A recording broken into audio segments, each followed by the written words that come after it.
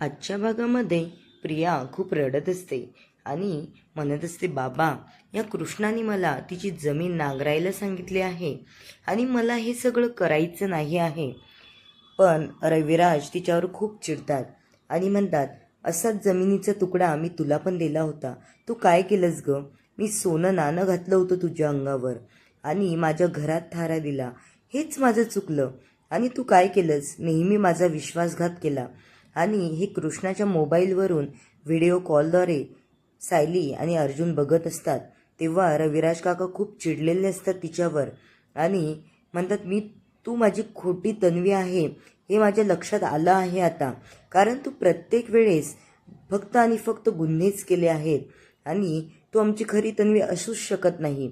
आम्ही जी लहानपणी तन्वीवर केलेले संस्कार होते ते तुझ्यात 1% पण आलेले नाही आहेत. त्यामुळे इकडे अर्जुनला खूप आनंद होत असतो. रविराज काका प्रियासोबत असं वागत आहेत आणि प्रिया खूप गयावया करत असते.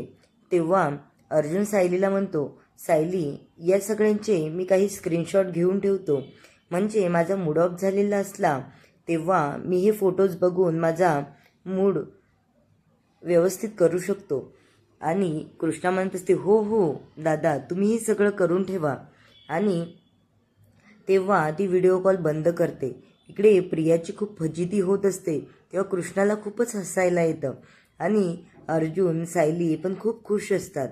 नंतर इकडे प्रिया घरी येते आणि खूप चिडते, एवढी कांगावा करते की माझ्यासोबत असं का होतं. आणि तिला आठवतं तिने जे प्रॉपर्टीचे पेपर होते ते कृष्णाच्या जमिनीमध्ये पुरले होते, तेव्हा कृष्णा आणि ते काका काकूंनी हिची खूप फजिती केली होती. ते सगळं तिला आठवतं आणि तिची खूप चिडचिड होत असते. तेव्हा प्रिया म्हणत असते, हे सगळं माझ्यासोबत का होतं? नेहमी मीच का सापडते संकटामध्ये आणि मी जे करायला जाते ते सक्सेस का होत नाही? आणि डोक्याला हात लावून खूप चिडते आणि म्हणते, आता काहीही करायचं असेल तर मला खूप सावध राहून करावं लागेल. आता सगळेच जण माझ्या खूप विरोधात आहेत, पण काहीच दिवसात मी त्यांना माझ्या बाजूने वळवू शकते आणि माझा प्लॅन बी रेडी ठेवावा लागेल. तेव्हा ते एका माणसाला कॉल करते आणि म्हणते, मी तुला जेवढे मागेल तेवढे पैसे देते, फक्त माझं एक काम कर, तू उद्या मला भेटायला ये आणि मी पुढचा प्लॅन तुला सांगते. आता ही प्रिया सदा आणि मैनाला पळवायचं सांगत असते. इकडे अर्जुन आणि सायली त्यांच्या बेडरूममध्ये बसलेले असतात.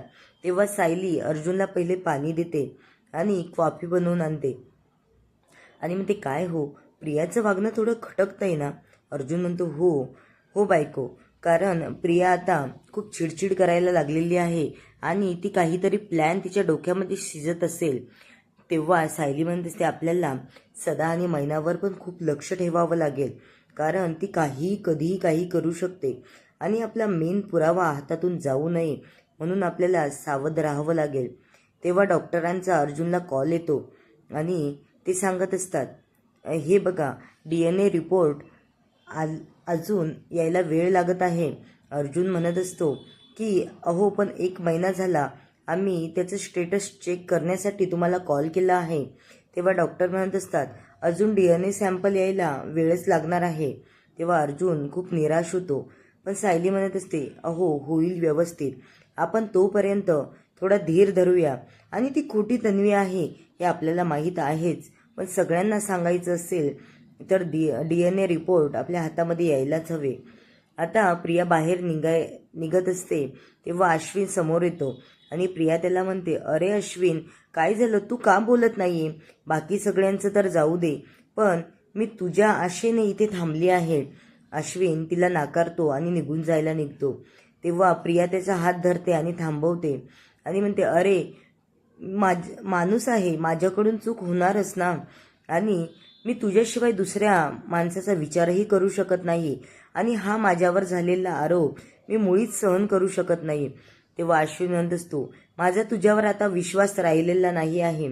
अर्जुन दादा, सायली वहिनी आणि मम्माचं स्टेटस काय आहे ते मला माहीत नाही, पण पर्सनली मी माझं सांगतो, माझा तुझ्यावर कसलाच विश्वास नाही आहे. तेव्हा प्रिया म्हणत असते, अश्विन, असं नको करू, मी फक्त आणि फक्त तुझ्यासाठी इथे थांबली आहे. बाकीच्यांचं जाऊ दे रे, बाकीचे तर घरचे आहेत, पण तू तर माझा नवरा आहेस ना. अश्विन म्हणत असतो, अगं हेच माझं चुकलं. प्रत्येक वेळी मी तुझ्यावर विश्वास ठेवला आणि तू प्रत्येक वेळी माझ्या विश्वासाचा गैरफायदा घेतला. तेवढ्यातच इकडे अस्मिता आलेली असते आणि अस्मिता म्हणते, काय रे अश्विन, या मुलीसोबत काय बोलत बसलाय तू? अश्विन म्हणतो, ताई मी नाही, तीच माझ्यासोबत बोलत बसली केव्हाची. अस्मिता म्हणत असते, अश्विन जा बरं तू घरामध्ये. आणि प्रिया म्हणत असते, काय ग अस्मिता, आपण किती मिळून किती डाव खेळलो आहे आणि तू आता माझ्यावर अशी पलटवार करणार? तेव्हा अश्विनला थोडं खटकतं आणि अस्मिता म्हणते, हो ग बाई, तेच माझं चुकलं. मी तुझ्यावर विश्वास ठेवायला नको होता. प्रत्येक वेळी तुझी साथ दिली, पण तू काय केलंस ग? प्रत्येक वेळी सगळ्यांच्या निराशा केली आणि गैरफायदा घेत राहिलीस. तेव्हा अस्मिता म्हणत असते, आता हे बघ, लक्षात ठेव, आमच्या घरच्यांच्या नादाला लागलीस तर तुला आम्ही सोडणार नाही.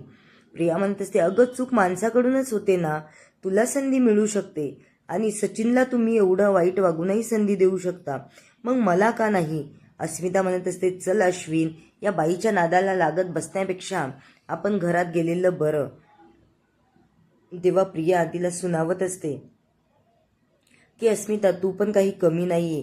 तुम्हाला प्रत्येक वेळी प्रत्येक कारस्थानामध्ये साथ दिली आहे आणि आता तू अशी नाही वागू शकत. तेव्हा अश्विन आणि अस्मिता घरामध्ये निघून जातात. तेव्हा सगळेजण त्यांना विचारतात, असं काय झालंय की तुम्ही का चिडचिड करताय? तेव्हा अस्मिता म्हणते, अगं बाळाला घेऊन थोडी गार्डनमध्ये गेले होते तर ती बाई दिसली तिथे. आणि प्रियाची खूप चिडचिड होत असते. ती घराबाहेर थांबते आणि म्हणते, ही अस्मिता पण आता माझ्या विरोधात गेली आहे.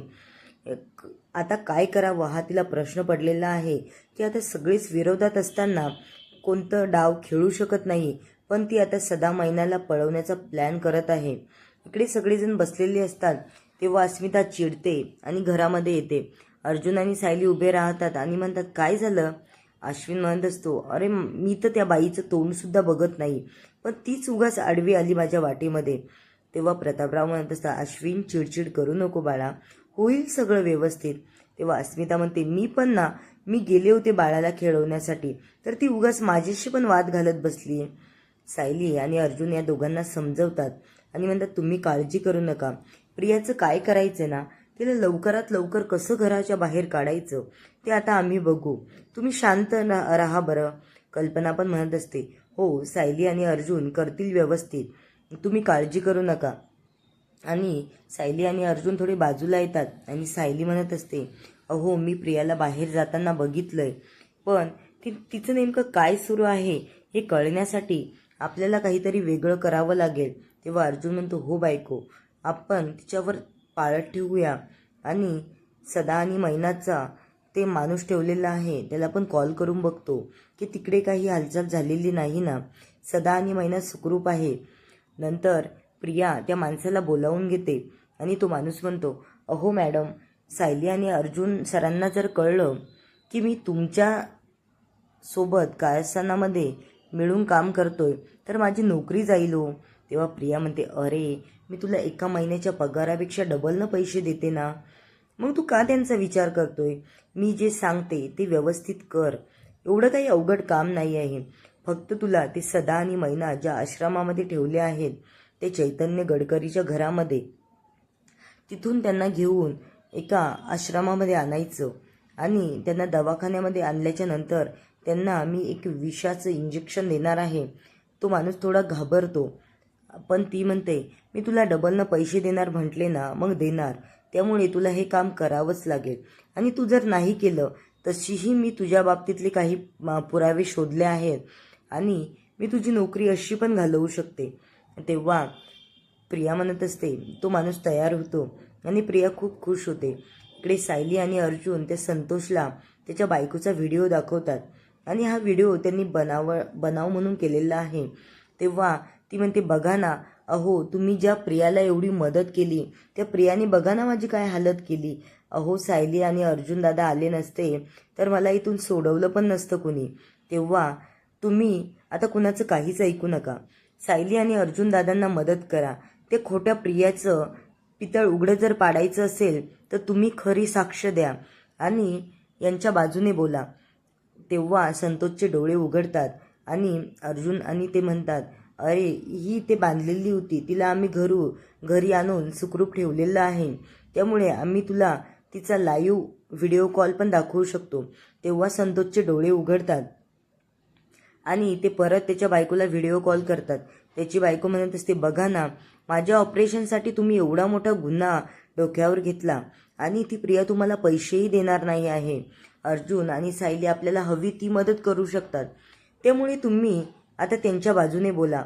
मी इथे घरी सुखरूप आहे ते फक्त अर्जुन सरांमुळे, आणि तुम्ही त्यांच्या विरोधात बोलूच नका, कारण तुम्हाला जर जेलमधून सोडवायचं असेल तर हा एकमेव वकील आहे की जो तुम्हाला सोडवू शकतो. असं बोलल्याच्या नंतर संतोषच्या डोळ्यातून पाणी येतं आणि त्याला पण असं वाटतं, आपण प्रियाची साथ देऊन खूप मोठी चूक केली आहे, आता आपल्याला काहीतरी करायला हवं. तेव्हा तो म्हणत असतो, अर्जुन सर, मी तुमची मदत करायला तयार आहे, फक्त माझ्या बायकोचं ऑपरेशन सुखरूप झालं पाहिजे. अर्जुन आणि चैतन्य म्हणत असतात, संतोष, तू त्याची काळजी करूच नको, फक्त तू खरं बोल आणि प्रियाच्या बाजूने बोलू नको. तेव्हा संतोष रडायला लागतो आणि म्हणतो, मी त्या बाईच्या का नादाला लागलोय, मला आता खूप वाईट वाटतंय, एवढ्यात तुमच्यासारख्या सज्जन माणसांना दुखावलंय मी, आता मला माझीच लाज वाटायला लागली आहे. अर्जुन म्हणत असतो, संतोष, तू काळजी करू नको आता. आणि प्रिया इकडे घरात येत असते तेव्हा तिच्या हातामध्ये एक चिठ्ठी असते. तेव्हा सायली तिला खिडकीतून बघते, तर सायली विचार करत असते, ही प्रिया बाहेर कुठे गेली होती आणि तिच्या हातात ती चिठ्ठी कशाची आहे. त्यामध्ये एक विषाचं औषधाचं नाव असतं, ते तिला इंजेक्शन मार्फत सदा आणि मैनाला द्यायचं असतं.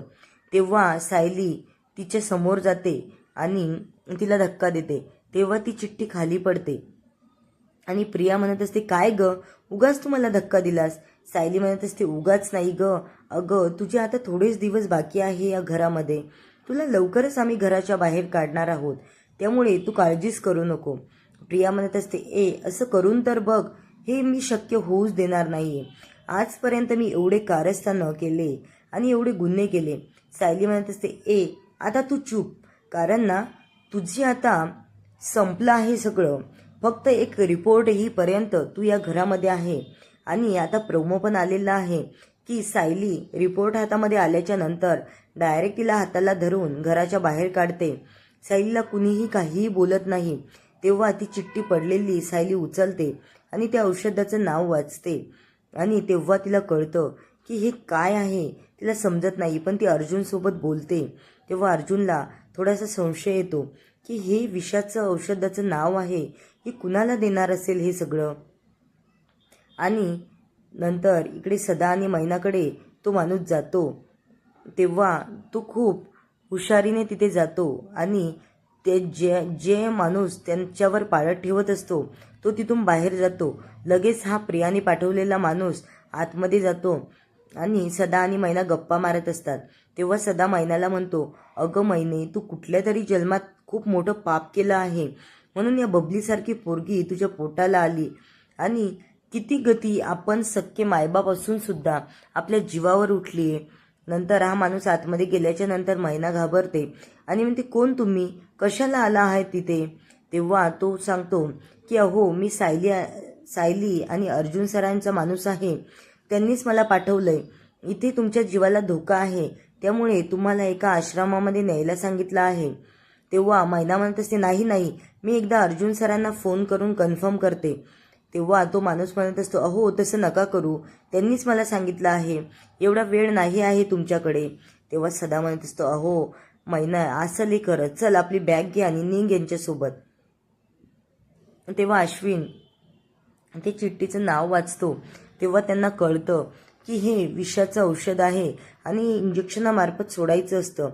प्रिया, सायली आणि अर्जुन इकडे खूप घाबरतात की आता हे प्रिया कुणाला देणार आहे हे यांना अजूनही कळालेलं नाही आहे. पण ते कॉल करतात त्या माणसाला आणि म्हणतात, सदा आणि मैना व्यवस्थित आहे ना.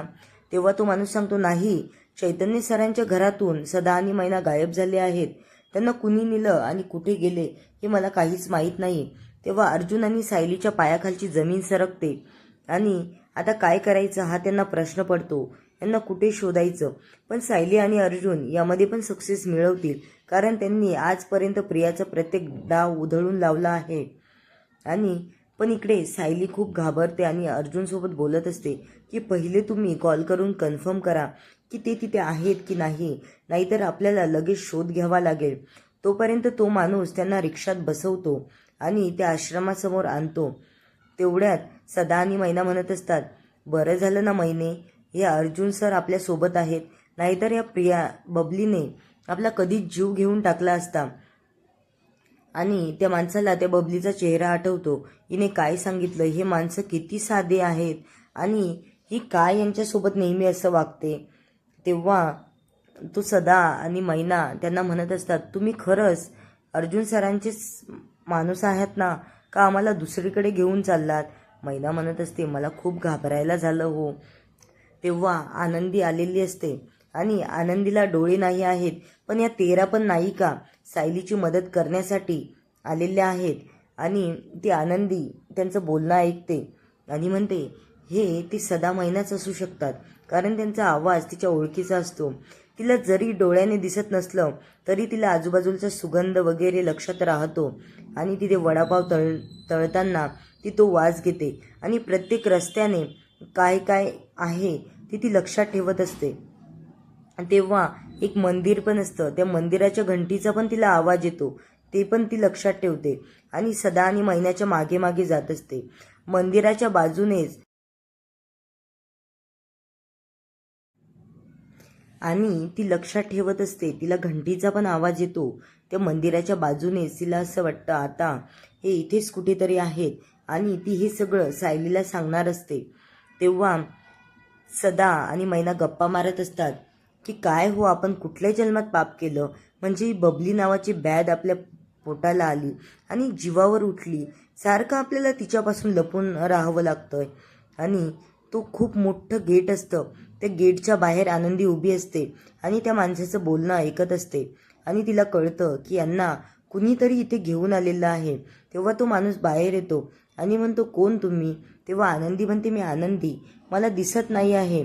त्या माणसाचा पण आवाज ती लक्षात ठेवते आणि तो माणूस बाहेर आतमध्ये जातो. तेव्हा आनंदी तिला काय काय आठवलं, कोणत्या रस्त्याने ती आली आहे हे सगळं आठवत असते आणि म्हणते, हे सगळं मला सायलीला सांगावंच लागेल, कारण सायली संकटात असताना मी अशी शांत नाही बसू शकत.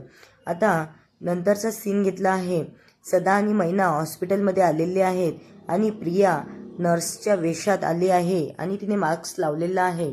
तेव्हा तो माणूस त्यांना चेक करतो आणि म्हणतो, तुमचं हिमोग्लोबिन कमी आहे, त्यामुळे तुम्हाला हिमोग्लोबिन द्यावं लागेल. इकडे आनंदी नंदिनीला कॉल करते आणि म्हणते ते इथे आहेत. तेव्हा नंदिनी तिथे पोहोचते हॉस्पिटलमध्ये आणि प्रिया जेव्हा इंजेक्शन काढणार असते तेव्हा नंदिनी तिथे पोहोचते आणि सायलीला कॉल करून सांगते, हे इथे आहेत.